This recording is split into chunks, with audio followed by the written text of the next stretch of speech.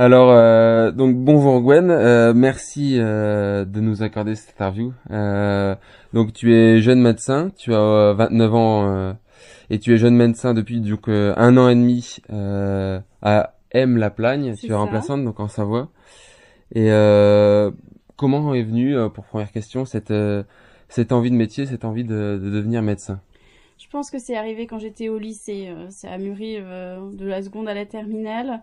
J'ai fait un bac S. Je voulais m'orienter vers des études scientifiques, mais avec un métier qui allait faire intervenir beaucoup l'humain, la relation aux autres. Et c'est la médecine qui est venue naturellement comme idée d'orientation. Et donc après ce bac S, là, t'es parti faire des directs en études de médecine. C'est ça. Tu, En première année de médecine à la faculté de médecine de Lille, une première année où à la fin on doit passer un concours, donc une année où on travaille beaucoup et qui sélectionne une très petite quantité d'étudiants pour pouvoir accéder à la suite des études.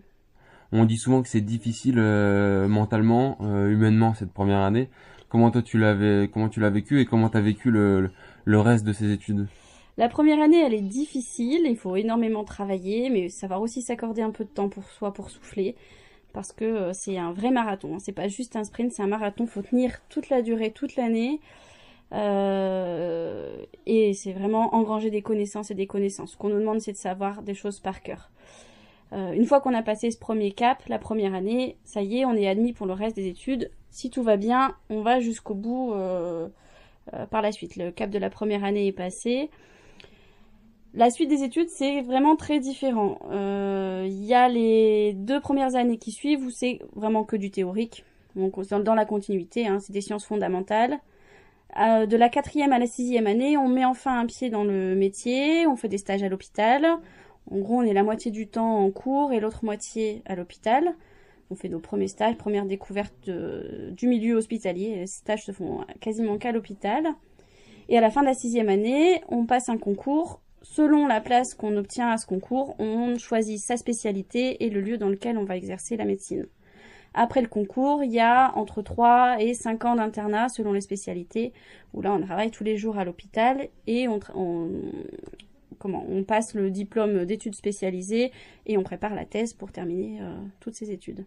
Chaque année, il y a des étudiants qui abandonnent et la découverte du milieu hospitalier, elle peut être assez brutale, c'est difficile.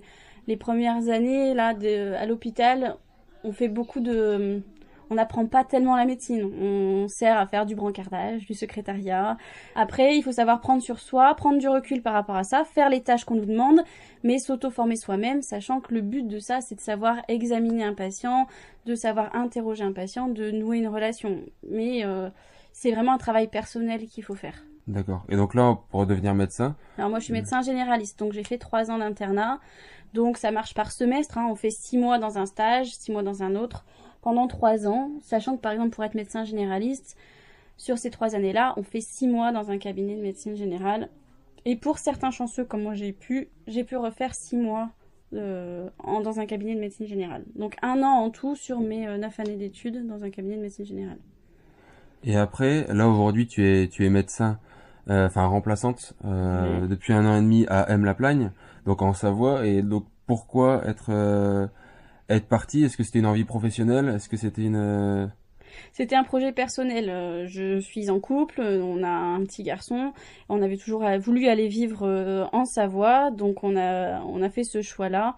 Parce que j'ai encore la chance d'avoir la liberté d'installation. Il y a Ouais. beaucoup de discussions en ce moment au niveau du gouvernement.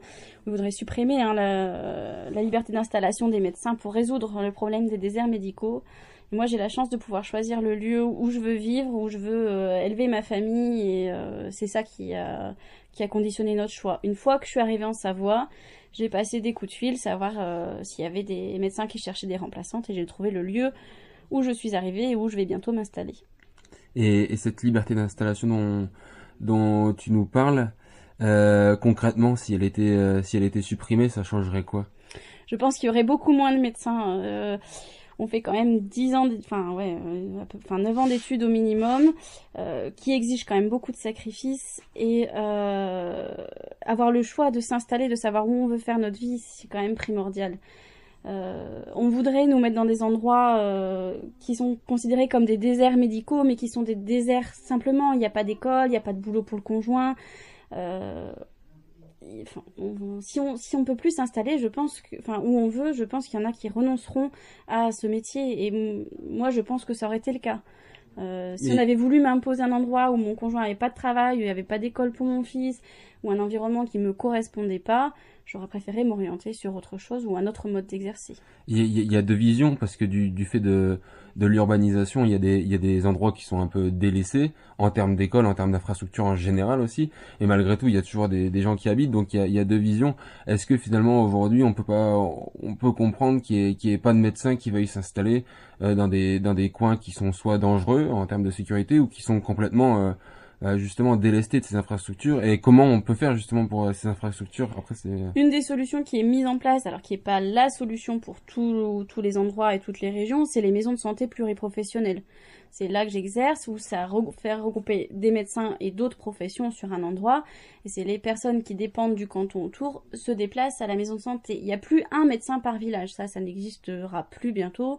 Mais on se regroupe à plusieurs pour mieux travailler ensemble, s'enrichir des compétences et des connaissances de chacun dans des structures pluriprofessionnelles.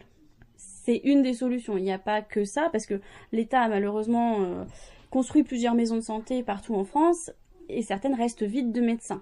Il faut que ce soit des professionnels qui aient envie de s'y installer, un projet qui soit monté à plusieurs par des professionnels qui sont déjà un peu dans ces structures et dans ces régions. Mais c'est une des solutions, les structures pluriprofessionnelles. on revient un peu aux études. Aujourd'hui, dans les études, t'as terminé ou t'en es où? Presque. En fait, après les 3 ans d'internat, on a 3 ans maximum pour soutenir notre thèse. Et donc là, d'ici 3 mois, je soutiens ma thèse. Et là, enfin, j'aurai terminé mes études. J'aurai le titre de docteur en médecine et je pourrai m'installer. Concrètement, bon, tu avais déjà fait des remplacements dans le Nord avant de partir en Savoie, mais ça s'est passé comment cette rentrée dans le bain du métier et la différence que tu as pu y trouver par rapport justement à l'idée que tu t'en faisais à travers les études? Alors j'ai une spécialité particulière, hein, la médecine générale, donc je peux parler que pour la médecine générale bien sûr. C'est une spécialité qu'on n'apprend pas vraiment pendant nos études. La médecine, on l'apprend à l'hôpital en premier lieu. Les cours nous sont donnés par des spécialistes d'organes, hein, des cardiologues, des pneumologues, et pas par des médecins généralistes, enfin, au moins pendant les 6 premières années. Et on l'apprend à l'hôpital, dans des centres hospitaliers universitaires.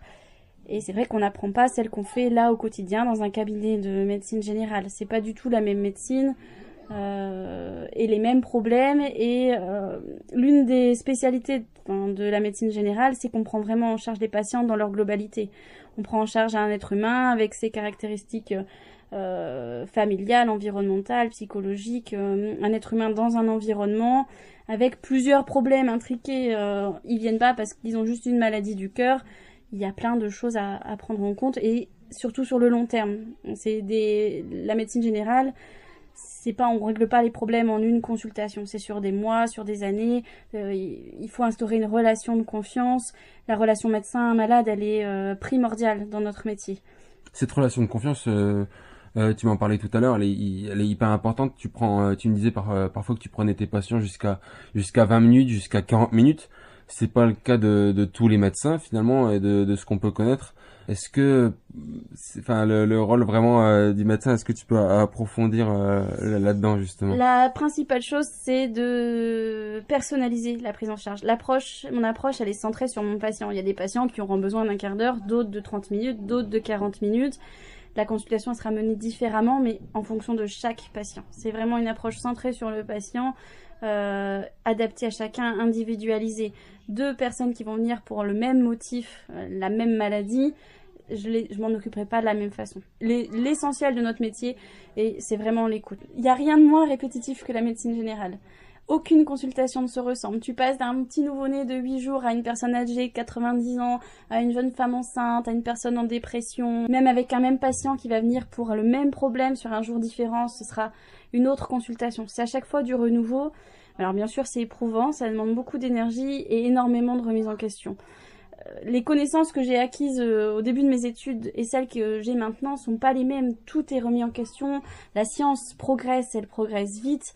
Et il faut toujours, enfin, c'est un processus d'apprentissage permanent. On doit se former continuellement tout au long de notre carrière, de toute façon. Et les premiers qui nous apprennent, c'est nos patients. C'est un apprentissage mutuel finalement. Ouais, tout Et à fait. est-ce que parfois justement avec les collègues, vous discutez de ça, enfin vous Ouais, nous on a fondé un groupe de pairs en fait. On se réunit une fois par mois avec d'autres médecins généralistes où on échange à propos de nos pratiques, de ce qu'on fait, pour à chaque fois se remettre en question, apprendre les uns des autres, enrichir nos expériences, de nos connaissances, mettre à jour des nouvelles recommandations. Et c'est hyper important. On peut plus rester isolé dans nos cabinets. La médecine, elle évolue trop vite. Il faut vraiment se tenir à jour. Bah, un grand merci Gwen. Peut-être un dernier mot si t'en as un pour tous les étudiants qui sont actuellement en médecine ou pour ceux qui se décident à y rentrer. Il faut s'accrocher. Il faut s'accrocher. Ouais, c'est difficile, mais ça vaut le coup. Mhm. Vraiment, ça vaut le coup. C'est un métier très enrichissant. Et je l'ai pas pensé pendant mes études du tout, mais je pense que maintenant que c'est le plus beau métier du monde. Eh ben merci beaucoup Gwen et bonne continuation donc Merci. dans ce plus beau métier du monde. Merci.